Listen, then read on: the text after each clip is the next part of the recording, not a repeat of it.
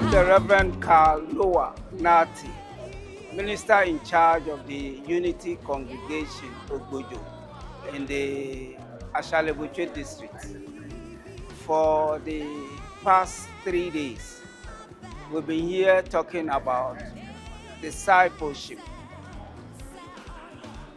In response to the command of the Great Commission, one word that has run through the discussion is about intentionality, deliberately and consciously discipling people to grow our church.